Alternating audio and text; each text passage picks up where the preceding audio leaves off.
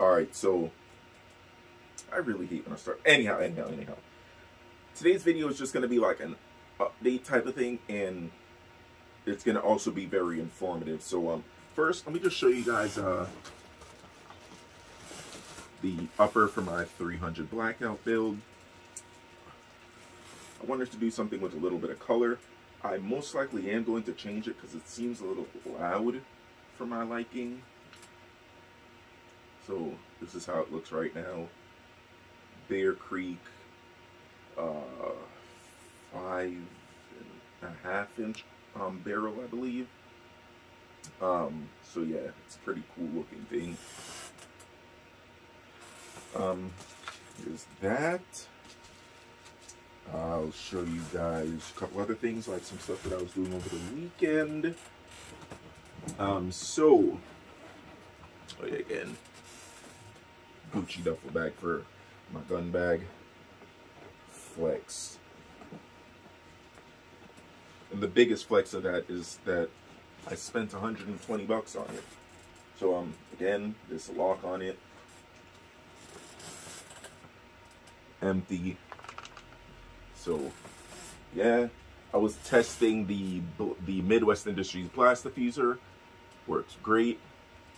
I got the gas block on this thing fixed. This is also Bear Creek upper. No. So the first one is Pro 2. Okay, I misspoke. So this is a Pro 2A tactical 5.5 inch upper. This is a Bear Creek Arsenal 7.5 inch upper. I kind of confused myself because I was looking at the Bear Creek Arsenal 7 inch upper that has the 7.62 by 39, because I do want to build an AR-47, so that's going to be my last gun purchase thingy after I do that. I'm most likely going to get a pre-ban lower for that one, or do a SBR, like a pre-Healy, like 2016 lower for that one, so I can have the removable magazine, and then just have this one be the fixed mag that's mass compliant and everything. Well, it's both going to be mass compliant, but yeah. So anyhow, this thing runs great. I posted a video, so I'll put the link in the description. But yeah, I just love that. Let me see what else is there. Oh, this last thing. Again, empty. So yeah, let me just so you guys know this. It's empty. So yeah, this is a Sig P226 pre-band mag. It's a 15 round, so, and it works in the Taurus G3C. I'll probably put that in a video or something. I do have clips of it, I just haven't uploaded it. Safety's back on. But yeah, I was testing that. It works great. I only had one malfunction, and that was because this thing, it wasn't up all the way, because this guard thing is very tight, so it didn't slide the mag up all the way, and that was the only issue I had. But besides that, it works great. So it's a good way in Massachusetts to have a compliant, legal, higher capacity magazine for the G3C, because shooting this thing is great. It's a very fun gun to shoot, very accurate, very budget friendly and everything like that. So yeah, it's great. I love that gun. People told me it was, oh, how would you get one of those, blah blah blah. But you know, people, they like to spend more money. I like cars, I like guns, I like designer stuff, I like expensive food. I'm not just a gun guy, so all my money doesn't just go to guns. I like tablets. I'm actually going to get a new tablet. I have to get a new watch. So it's like, you know, I like a lot of things. I have very bad spending habits. But anyhow, enough rambling. This is what this video is about. A lot of people, well, I don't know, but a lot of people on YouTube and stuff like that are in Massachusetts, and they follow like other channels like Kate Gunworks and everything like that. It's way easy to get your unrestricted license in everywhere besides Boston and Massachusetts. But currently, the lieutenant is out and has been out on medical leave. I did not figure that out, or I did not find that out until this weekend. And what that means is, I don't believe any Massachusetts firearms license are going out, and nobody's restrictions are going to be lifted currently. So right now, they're saying maybe January they should have a new person in, because they do not switch the person in the interim. They only add a new person once they're gone. Who knows? That's kind of dumb, but anyhow, he's out. So I believe the waiting list and everything is just piling up and piling up and piling up more. I believe it's close to 4,000 people waiting for their mass firearms licenses, not to mention everybody who's like myself who's trying to get theirs unrestricted, because originally mine was supposed to be unrestricted, but my paperwork kind of got mixed up, because mine, I just included everything because I just wanted my application to go through smoothly, and I didn't want to have to send any more information in. So I wrote letters and did everything, but it just so happened that my application itself and my supporting documents got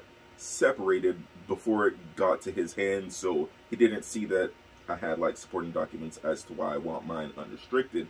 Because for those who don't know, if you live in Boston, not Cambridge, not Quincy, not north of Boston, south of Boston, east or west of Boston, if you live in Boston, all the surrounding cities, you usually just get yours unrestricted automatically. But Boston, you have to basically prove your case. Unless you're an extreme risk person who wants it, and then I believe that process is different, so I have no knowledge of that. But yeah, so they're not processing any applications right now. There's most likely going to be another 2-month delay. I personally have been waiting, I believe, 7 months for my restrictions to be lifted, and then now I see exactly why it's taking a lot longer and why I haven't even gotten a response at all. So yeah, and a lot of people in Boston, they're told that they should look to get an attorney to appeal it in the court, but it's November right now, and you should not do that. And I also spoke to 3 different law firms, and they all gave me the same information. I went to the Suffolk County Court in downtown Boston. They gave me this information as well. They said to just do some research just to see exactly what would have to happen if you were to go that route, if I were to go that route. So the breakdown would be, you write your letter to appeal to the court, they give you a court date, and then they'll have somebody come in. You can either go by yourself, you could go with a lawyer. Regardless, the city of Boston is going to ask for a continuance. The continuance would most likely be 2+ months. So let's say you have a court date November 24th. I don't know what day that is. I believe that's next week or something. I'm just throwing a number out there. They'll be like, we would like to request a continuance because we don't have a licensing officer here to defend. Even though it's not it's a civil case, so it's not like anything like money or criminal or anything like that. So they're just defending themselves in the sense that they are they're the person who gave you your thing restricted. So yeah, they would get a continuance, and that will most likely put it out to the end of January. Regardless of if you or your attorney objects to said continuance, the judge is just going to grant it because that's just what happens. But yeah, so they're saying right now, before mid-January, do not hire an attorney yet. And also attorneys have told, 3 different law firms have told me this as well. Just keep our information, let us know, and if mid-January comes and there's nobody in yet that already processed your application, then reach out to us and we will start the court process. So yeah, that's what I was told. So hold off on appealing to a court, because it's just going to be a longer period of time, and in that time the new person is most likely going to come in, and then you would just have to speak to that person. But yeah, what I've been doing in the meantime actually is, as you guys can see, this nice hat right here. It's pretty cool, the black USCCA hat. I got carry insurance. I'll put my link in the description. It's an affiliate link. It will help me out. I did the class for my Utah course. I paid $150, and it included a live shooting. So that means I can also apply for Florida and Maine, if I remember correctly, which do need live shooting or live fire. So That will be 41 states in total with one class for $150. I'll put a link to that in the description as well. But yeah, like I've been, you know, just getting all my ducks in a row, preparing for other things, because I am going to be going down to Texas most likely in January, but I did want to complete this unrestricted license to carry process while I was here. But I guess I'll just have to do it from Texas, like mailing things out and whatnot. Like, but yeah, for those trying to get their licenses and their licenses unrestricted for Boston, you just gotta wait. We all just have to wait until maybe they'll put somebody in the interim, because I have heard of like a couple lawsuits against it because it's taking a long time.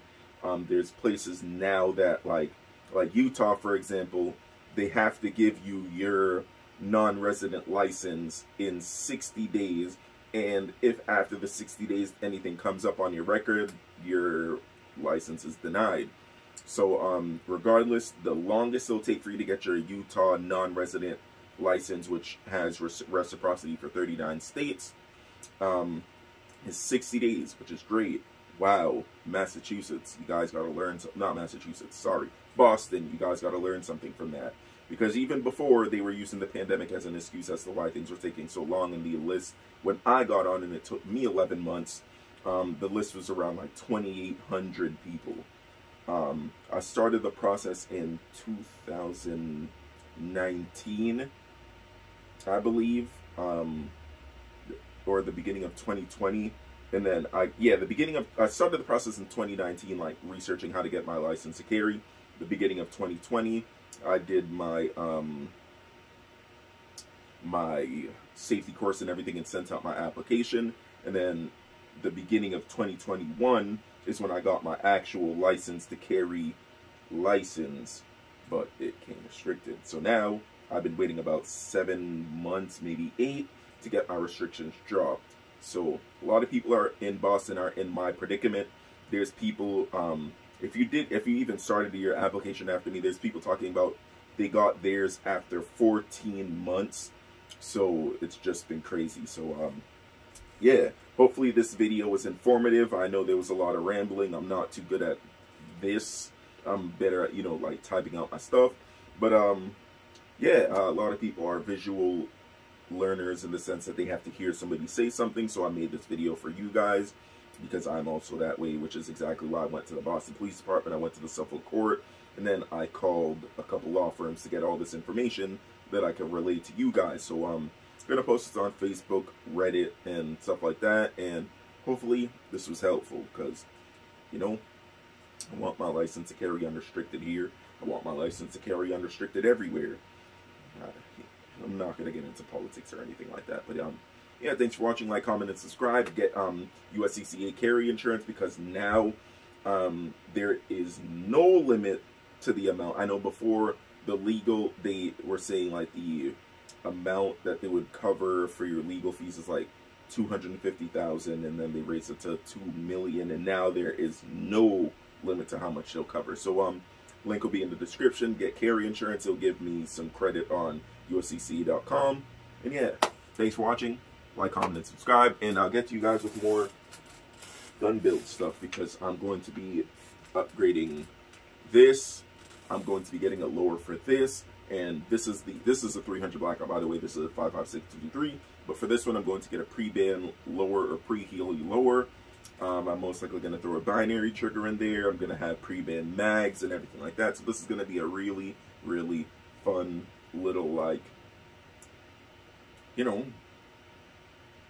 little AR pistol. So thanks for watching. Like, comment, and subscribe, and I'll catch you guys in the next one. Peace.